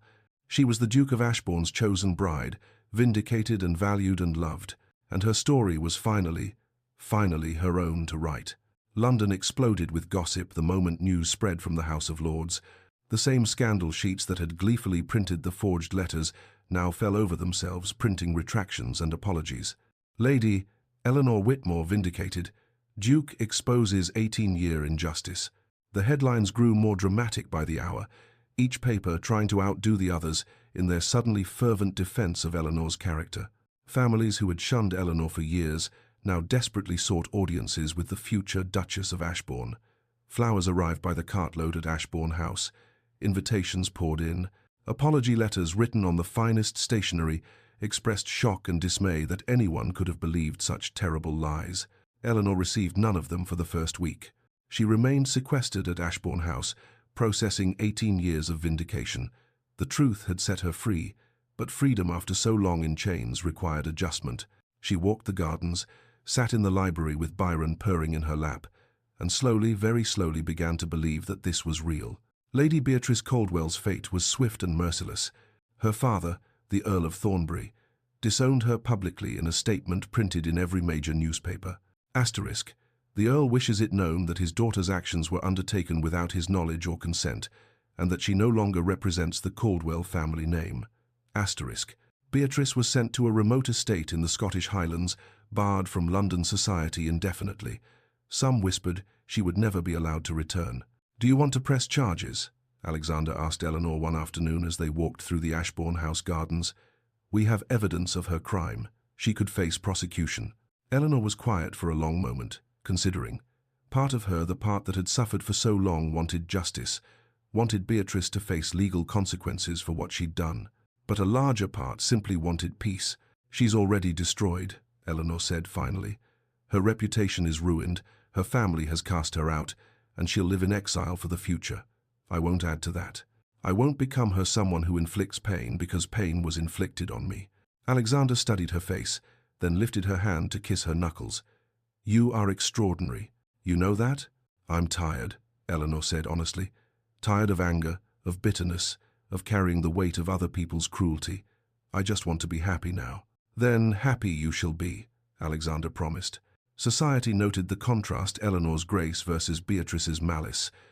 It became yet another reason to praise the future Duchess and condemn the disgraced lady. 3 days before the wedding, Eleanor went alone to visit her mother's grave. The cemetery was quiet in the morning light, birdsong the only sound among the marble monuments. Eleanor stood before the headstone times, Lady Catherine Whitmore, beloved wife, and mother times, and felt the complicated tangle of emotions she always experienced here. Love, anger, grief, betrayal. "I'm getting married, Mother," Eleanor said aloud to the stone. "To the Duke of Ashbourne, Alexander. He's a good man, brilliant and kind and strong. He fought for me when I'd stopped fighting for myself." The grave offered no response, of course, but Eleanor continued anyway. "I've been vindicated. The whole truth came out about Lord Ashworth, about what really happened. James had the evidence all along.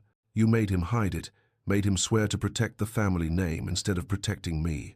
Her voice cracked slightly. "I was so angry at you for so long, but I'm choosing to forgive you now. Not because you deserve it, you don't, not really, but because I deserve peace, and I can't have peace while carrying this anger." She knelt and placed white roses, Alexander's signature, at the base of the headstone. "I hope you would have been proud of who I became. I hope you would have been happy for me now. But even if you wouldn't have been, I'm happy. And that has to be enough." Eleanor walked away feeling lighter, as if she'd set down a burden she'd been carrying for far too long.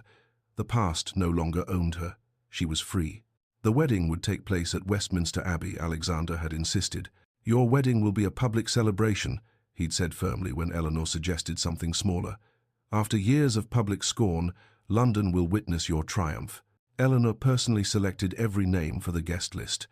Those who had been kind during her years of exile, the few friends who hadn't abandoned her, the servants who'd treated her with genuine respect, the families who'd never whispered cruel gossip, all received prominent placement. Those who had been cruel received no invitation at all.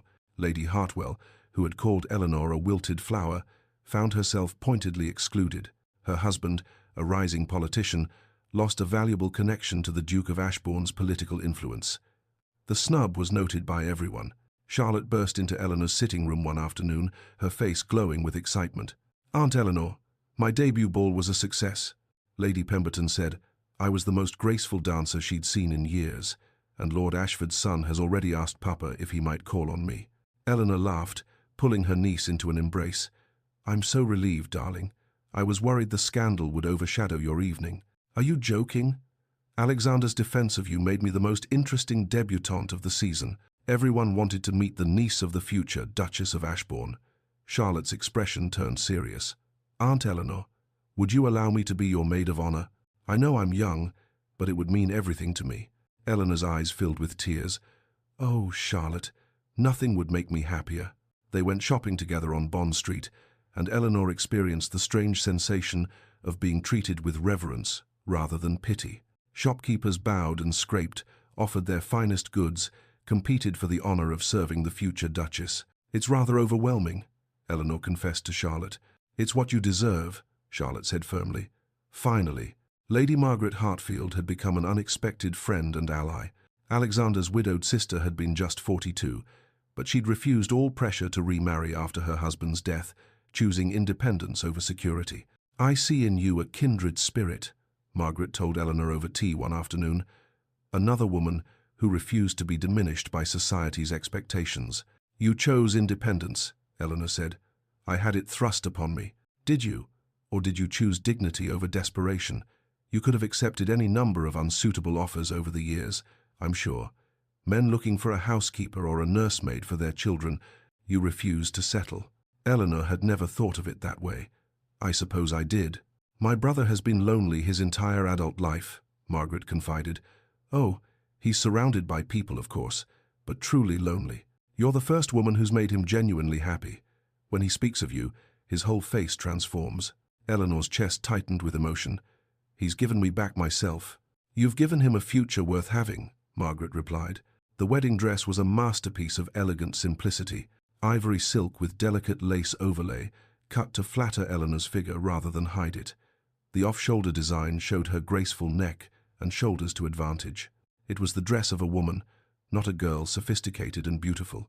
Eleanor chose to wear her mother's pearls. It was a complicated choice, laden with meaning, but they represented her family legacy, her history, the woman she'd become despite everything. At the final fitting, as the modiste pinned the hem, Eleanor studied her reflection in the mirror. She looked radiant, confident, transformed not into someone else, but into the fullest version of herself. The modiste, an elderly Frenchwoman who had served Eleanor's mother years ago, wiped away tears. "Lady Eleanor," she said softly, "you look as your mother should have seen you, triumphant." The apology parade began in earnest the week before the wedding. Former acquaintances called at Ashbourne House, offering awkward explanations and desperate regrets. Eleanor received them with perfect courtesy, accepted their apologies with grace, but did not forget. Lady Pemberton arrived with an enormous bouquet and profuse regrets about her comment at the Pemberton ball. "My dear Lady Eleanor, I cannot express how deeply I regret any offence I may have caused. I was simply surprised by the Duke's attentions. I meant nothing unkind, I assure you." "I appreciate your kind words, Lady Pemberton," Eleanor said evenly. "I hope society learns to be kinder to women in vulnerable positions. We all deserve that consideration." Lady Pemberton left, looking distinctly uncomfortable. Eleanor's forgiveness was somehow more damning than anger would have been. Each apology forced these women to confront their own cruelty. The night before the wedding, Whitmore House hosted an intimate family dinner. James stood with a glass of wine, his eyes bright with emotion. "To my sister Eleanor, who survived what would have destroyed lesser souls, who maintained grace when others showed only cruelty, and who now claims the happiness she always deserved." After dinner, James drew Eleanor aside and presented her with a leather-bound journal. "Father's private writings," he said. "I found these passages about you. I thought you should have them." Eleanor opened the journal with trembling hands and read her father's words. Asterisk, "My daughter Eleanor possesses a strength of character that humbles me. Despite the injustice done to her, she maintains her dignity and grace. I am certain of her innocence, and I am proud beyond measure of the woman she is becoming." Asterisk. "He believed me," Eleanor whispered. "Always," James said. "I'm sorry I wasn't brave enough to follow his example sooner." "You're brave now," Eleanor said, embracing her brother. "That's what matters." That same evening, Alexander requested a brief, chaperoned meeting with Eleanor. They sat across from each other at the drawing-room table, Margaret reading discreetly in the corner to maintain propriety. Alexander reached across and took Eleanor's hands. "I need to tell you something," he said quietly. "I'm afraid." Eleanor's eyes widened. "Of what?" "That I'm not worthy of your strength. That my love feels inadequate compared to everything you've endured. That I can't possibly give you enough to make up for 18 years of pain." Eleanor's heart cracked open. "Alexander, you gave me back myself. You fought for me when I'd stopped fighting. You made me believe I was worth defending. You are everything." Their fingers intertwined across the table, promises and devotion flowing between them without words. At White's Gentlemen's Club, Alexander's friends hosted a traditional bachelor's evening.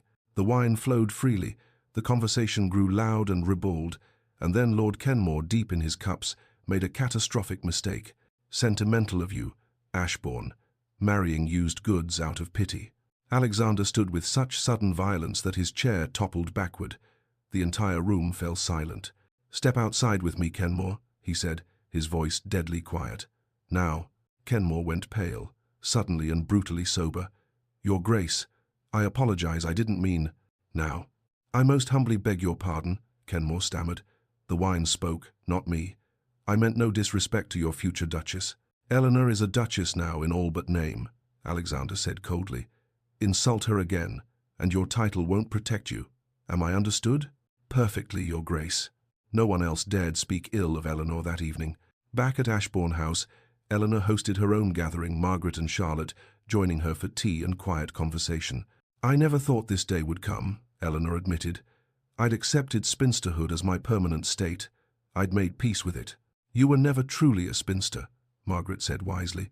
"You were a woman waiting for a man worthy of you. Most women settle for what's available. You waited for extraordinary." Eleanor confessed her wedding night fears. She was nearly 40, entirely inexperienced, uncertain of what was expected. Margaret, worldly and kind, took her hand. "Love matters more than experience, my dear, and Alexander adores you. He'll be patient, gentle, attentive to your needs. Trust him. Trust yourself." At midnight, Eleanor stood alone at her window, looking out over London's glittering lights. She thought of 19-year-old Eleanor, devastated and broken by scandal. If she could speak to that girl across the years, she would say, "Asterisk, survive. It will be worth it. You will be worth it." Asterisk. A single white rose sat in a vase on her nightstand, the last unmarried rose. Tomorrow, she would become a duchess. Tomorrow, everything would change. Eleanor woke to sunlight streaming through her windows. No rain, a perfect June morning for a wedding.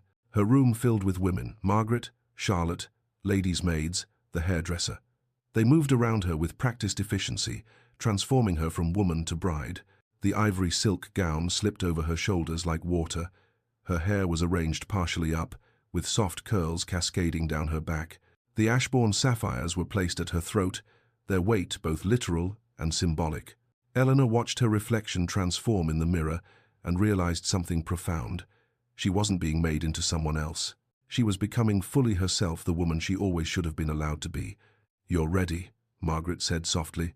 Eleanor descended the stairs to the waiting carriage, her heart full to bursting. She carried no regret, no bitterness, only joy, hope, and the quiet certainty that her story was finally reaching its proper chapter. The beginning. The Ashbourne state carriage was a masterpiece of ducal splendor, polished black lacquer gleaming in the morning sun, the family crest emblazoned in gold on the doors, footmen in immaculate livery standing at attention. Eleanor sat beside James, her ivory silk gown spread carefully around her, the Ashbourne sapphires heavy and magnificent at her throat. "Are you ready?" James asked, his voice thick with emotion. Eleanor took a deep breath. "I am." The carriage rolled forward, and Eleanor's heart caught as she saw the crowds lining the streets.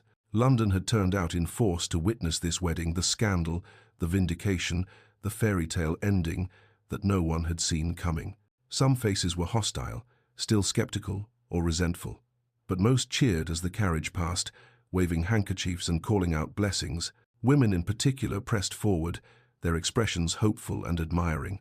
"You give us hope, my lady," a young woman called out, her voice carrying clearly above the crowd.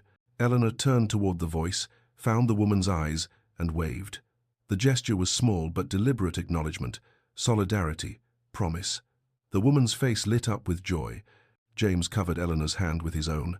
"Father would be so proud, Ellie. Mother, too, if she'd allowed herself to see clearly." Eleanor squeezed his hand, unable to speak past the emotion clogging her throat. Westminster Abbey rose before them, magnificent and ancient, its Gothic spires reaching toward the heavens. The entrance was festooned with flowers, thousands upon thousands of white roses cascading down the stone columns, filling the air with their delicate perfume. Alexander's signature tribute, magnified to spectacular proportions. Inside, every important family in England had gathered. Absence from this wedding would be noted, remarked upon, remembered. It would constitute social suicide. Eleanor noticed immediately who was not present. Lady Hartwell had been excluded entirely. Her husband had protested, but Alexander had been immovable. The cuts were deliberate, the exclusions meaningful. Those who had been cruelest to Eleanor found themselves on the outside looking in. Eleanor paused at the Abbey doors, her hand on James's arm. The magnitude of the moment threatened to overwhelm her. Through those doors lay her future, her vindication, her new life. She drew a deep breath and stepped forward. The interior of the Abbey was breathtaking. Candlelight flickered from hundreds of candles, casting golden light across ancient stone. The congregation rose as one when Eleanor appeared, a rustling wave of silk and speculation. Eleanor walked down the aisle on James's arm, her head held high. Every eye was upon her, but the quality of their stares had changed. They no longer saw a scandal or a cautionary tale. They saw a duchess. She passed former tormentors, who were now forced to bow their heads respectfully. Former friends who had abandoned her watched with expressions of regret and shame. Society's elite bore witness to what they had tried to prevent, Eleanor Whitmore, claiming her rightful place among them. And then her eyes found Alexander at the altar, and everyone else simply faded away. He stood tall and commanding in formal dress, but his austere expression had transformed into something that stole Eleanor's breath. Pure joy radiated from his face, wonder, love so profound it seemed to fill the entire abbey. As James placed Eleanor's hand in Alexander's, the Duke leaned close and whispered for her ears alone. "You are radiant. I am happy," Eleanor whispered back, and she realized with sudden clarity that happiness, not vindication, not revenge, but this simple, genuine joy, was her true triumph. The Archbishop of Canterbury began the ceremony, his voice resonant with authority. The traditional vows were spoken, ancient words binding them together before God and society. When prompted to take Eleanor as his wife, Alexander's voice rang clear. "I do." Then he added, unauthorized and unexpected, "I pledge to defend your honor as fiercely as I treasure your heart." Shocked murmurs rippled through the congregation. One did not deviate from the prescribed ceremony, but Eleanor's eyes filled with tears, and when her turn came, she met Alexander's gaze steadily. "I do," she said firmly. "I pledge to stand beside you, never behind you, as your equal." The murmurs grew louder. Both bride and groom were declaring publicly that this marriage would be a partnership radical for an era when wives were expected to be subordinate. Alexander's smile was brilliant. "I now pronounce you husband and wife," the Archbishop intoned. Alexander cupped Eleanor's face gently in his hands and kissed her. Not the chaste brush of lips expected at a formal wedding, but a real kiss, restrained yet passionate, tender yet possessive. It lingered longer than strictly proper, and Eleanor felt herself melt into it, felt 18 years of loneliness dissolve in that single perfect moment. He was claiming her before all of London, and she was claiming him right back. Gasps echoed through the Abbey, followed by whispers, but also surprisingly scattered applause from younger attendees who found the display romantic rather than scandalous. Alexander and Eleanor turned to face the congregation as Duke and Duchess of Ashbourne. The recessional was Eleanor's victory walk. She no longer hunched her shoulders or tried to make herself small. She walked as an equal to the Duke at her side, her head high, her bearing regal. The transformation was visible to everyone who watched. Former tormentors were forced to curtsy and bow to the new Duchess. Eleanor acknowledged each with polite nods, her expression serene and untouchable. When they passed a stiff-faced woman near the back, Lady Hartwell, present only because her husband had insisted on attending. Despite the exclusion, Eleanor's gaze passed over her without the slightest acknowledgement. Every step down that aisle was a repudiation of 18 years of scorn. The reception at Ashbourne House was magnificent. The grand ballroom had been transformed into an elegant wonderland of white and gold. Crystal chandeliers sparkled overhead, white roses filled every surface, and champagne flowed freely. The cream of society gathered to celebrate, or at least to be seen celebrating. In the receiving line, Alexander kept his hand at the small of Eleanor's back, constantly a possessive touch that communicated ownership and devotion in equal measure. When it came time for toasts, Alexander raised his glass, and his voice carried clearly through the ballroom. To my bride, who has shown me that true nobility lies not in birth or title, but in character and courage. Eleanor surprised everyone by raising her own glass in response. To my husband, who taught me that some men are worth waiting for, even if the wait is nearly 40 years. Laughter and applause filled the room. The Duchess of Ashbourne had wit to match her newfound status. The first dance was a waltz, just as it had been at the Pemberton ball where they'd first met. "Do you remember?" Alexander asked as they moved across the floor. "Every moment," Eleanor replied. "I was terrified and confused and certain you were playing some cruel jest. I knew then I would marry you," he said, his grey eyes intent on hers. "I simply had to convince you. I was falling in love that first night," Eleanor confessed, "but I couldn't let myself believe it was real." Alexander drew her fractionally closer. "Believe it now."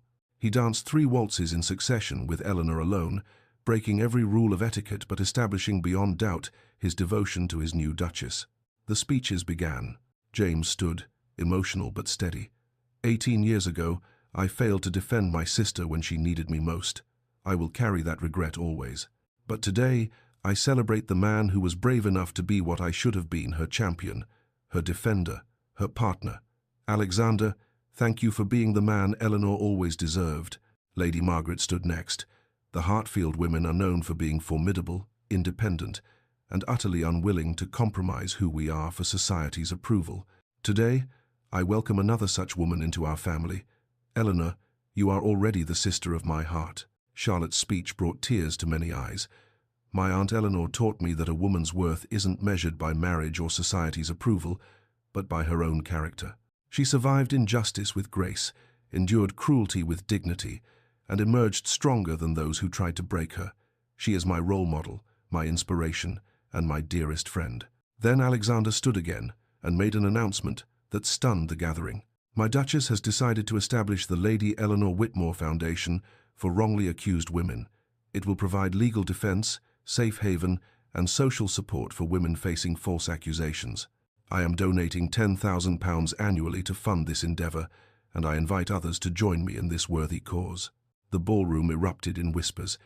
Eleanor was transforming her pain into purpose, her suffering into salvation for others. Families scrambled to pledge their support, not wanting to be seen as opposing such a noble venture.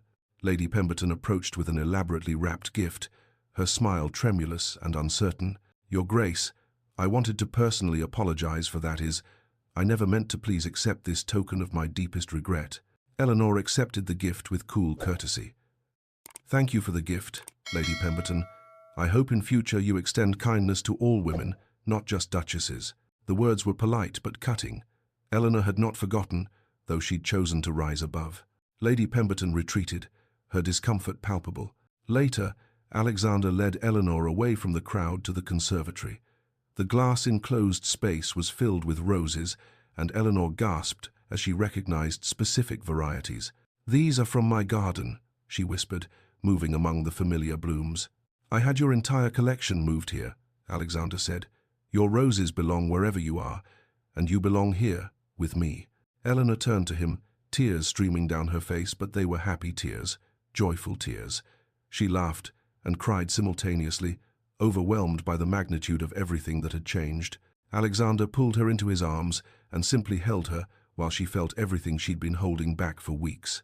As the afternoon faded toward evening, Alexander and Eleanor prepared to depart for their honeymoon at the Ashbourne country estate. The state carriage had been decorated with white roses, the ducal crest gleaming proudly. Guests gathered to see them off, throwing rose petals that filled the air like fragrant snow. Eleanor turned and threw her bouquet directly to Charlotte, who caught it with a squeal of delight. The gesture was deliberate, passing forward the hope that love and vindication were possible, that happy endings existed even for those who had suffered. The carriage rolled away to cheers and applause, carrying the Duke and Duchess of Ashbourne toward their future. 6 months later, the Vindication Ball at Ashbourne House was the event of the season. Eleanor had personally selected every invitation, rewarding loyalty and excluding cruelty with deliberate precision. The guest list itself was a statement about who mattered in the new social order she was quietly creating.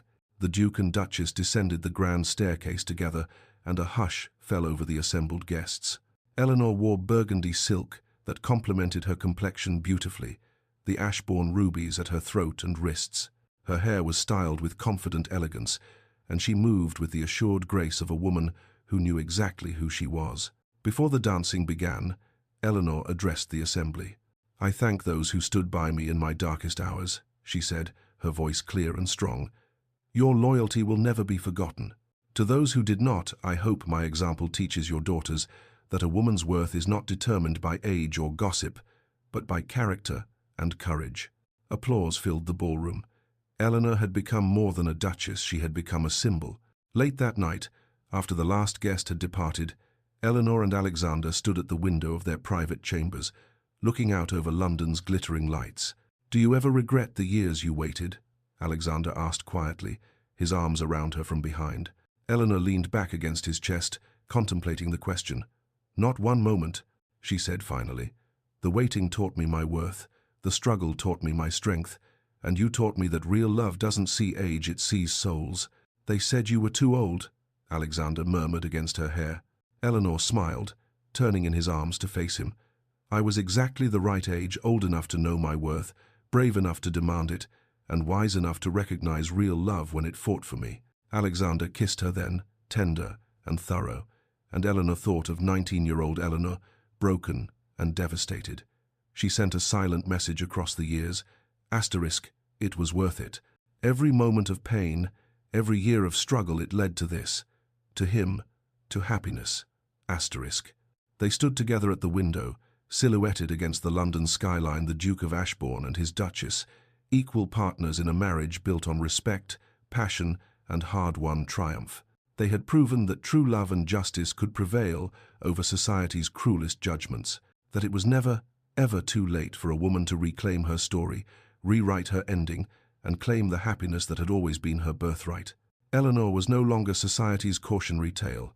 She was the Duchess of Ashbourne, beloved wife, champion of the wrongly accused, and living proof that the best revenge is a life magnificently lived. Thank you so much for joining Eleanor and Alexander on their incredible journey from mockery to triumph, from loneliness to love. If Eleanor's story touched your heart, please show your support by hitting that like button. It truly helps this channel grow and allows us to bring you more inspiring stories of courage, redemption, and love that defies all odds. Don't forget to subscribe and ring that notification bell so you never miss our next tale of resilience and romance. I'd love to hear from you in the comments below. What was your favorite moment in Eleanor's story? Which scene moved you to tears? Do you believe it's never too old to find true love? Share your thoughts. I read every single comment and love connecting with you. If you loved this story, check out these recommendations next. Thank you for being part of this beautiful community where we celebrate stories of women who refuse to be diminished, who reclaim their power, and who prove that the best chapters of life can come when we least expect them. Remember, your worth is not determined by age, by society's opinions, or by past pain. You are never too old, never too late, never too anything to claim the happiness you deserve. Until our next story, stay strong, stay hopeful, and never stop believing in second chances. With love, Lyra's Romance Stories, because every woman deserves her happily ever after.